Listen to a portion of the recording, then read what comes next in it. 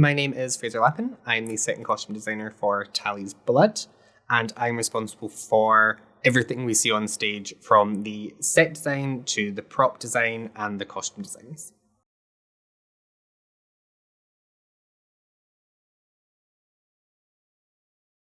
I graduated in 2014 from the Royal Conservatoire of Scotland, and then I immediately started assisting a designer called Becky Minto, who was also my design mentor while I was at university.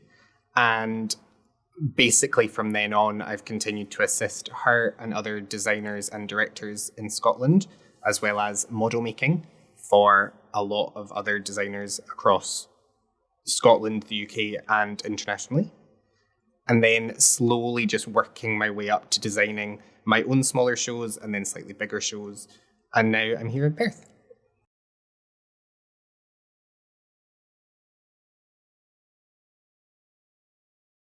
I chose to work in this field because I remember going to pantomimes as a child, and I remember just thinking, how do people create these worlds on stage inside this box, inside this building that we're in, yet this thing in front of me feels so real. And I wanted to do that as well. I wanted to put things that aren't supposed to be inside on a stage and help directors and writers tell stories and help people convey emotion and place and things like that.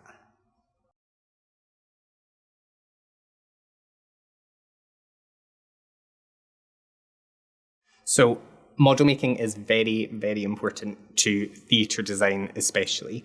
In theatre, we work at a scale of 1 to 25, which means this model we make is 25 times smaller than the actual set that is going to be built. Theatre is a 3D medium, so why shouldn't we make our references in 3D as well? And after we've made the model, it originally, from the beginning, helps the director visualize the set. It helps me as a designer visualize my ideas in 3D. It then goes to the set builders with the construction drawings, and they can cross-reference the model to the technical drawings to make sure everything lines up and makes sense. After that, it then goes to the scenic artist, and they'll match exactly how I've painted the model 25 times bigger on the set piece. After that, after I fix it, because it always gets damaged by the scenic artists and the construction people, it then goes into the rehearsal room for the actors to help them during the rehearsal process. So they know what we put on the floor, which is called a mark out. They can then reference the mark out and the model, so they know exactly where they're going to be on stage. And that's why the model is very important.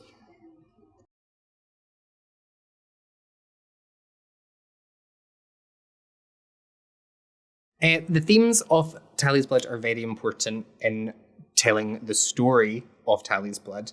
The one I focused on the most with the set design was the theme of identity. So Rosanella, multiple times throughout the play, says, "We're Italian, what's that got to do with us?"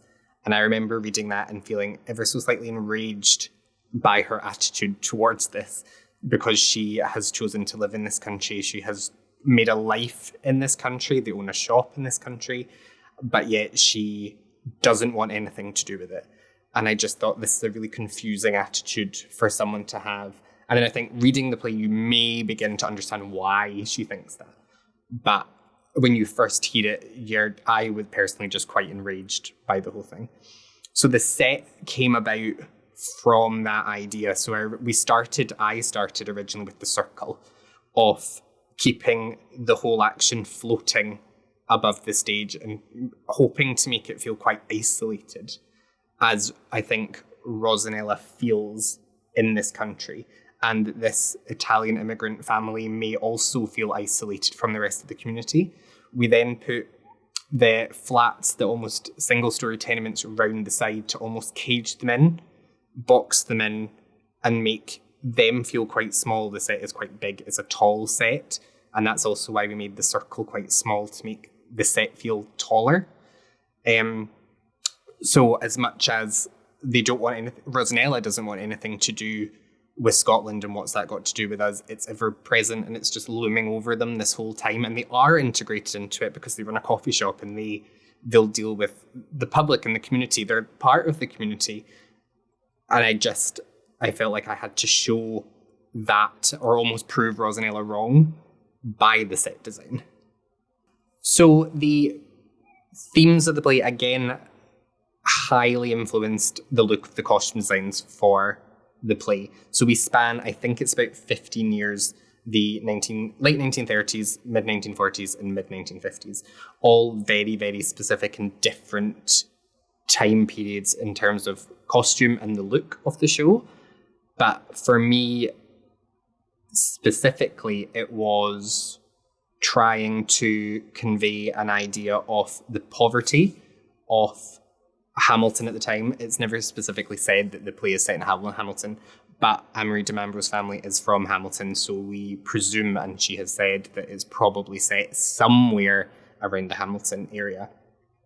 They don't have a lot of money, so it's about trying to show an audience that as much as they don't have a lot of money, they're probably saving things for best. Like the scene where they come home from Mass, they've got their best clothes on, but then the scene after, they're immediately back into the first dress that you see Rosanella wear in the first scene, because that's her work dress. So we have a lot of repeating of costumes and then things being brought out for best.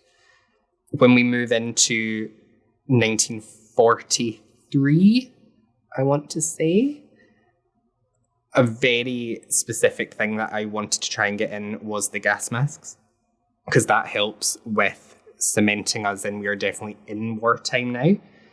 Yeah, so another point where the costume design helps tell us the story of the war theme is when Franco comes in at the quite near the middle, I want to say, of Act 1, wearing his uniform, which, again, having to do research on the specific World War II uniforms, they did change ever so slightly from World War I because they didn't have to make them as quickly.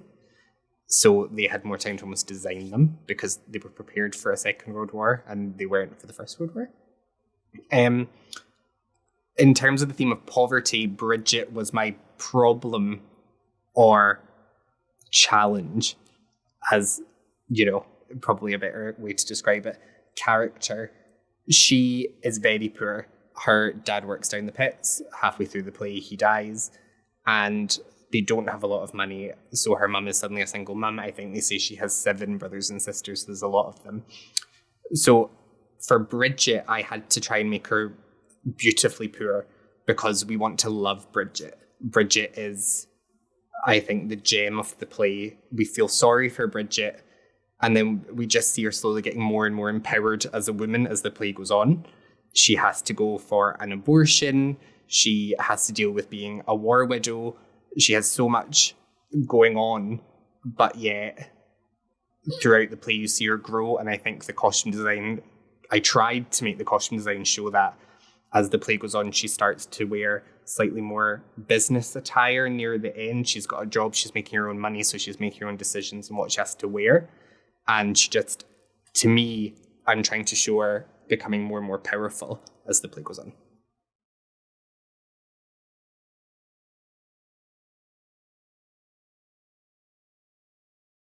My advice to young designers would be go and see theatre shows, work out what you like and what you don't like, get in touch with designers working in the industry, see if they're taking on interns or you can go and do a work placement with them. And I think assist people. I think I learned more as an assistant designer than I ever did at university when you're given a final year show to design independently. I think it's an industry where you learn on the job and you will forever learn more doing it and making mistakes and finding out how different designers work and different companies work with those designers. And I think just keep working at it and it will slowly happen.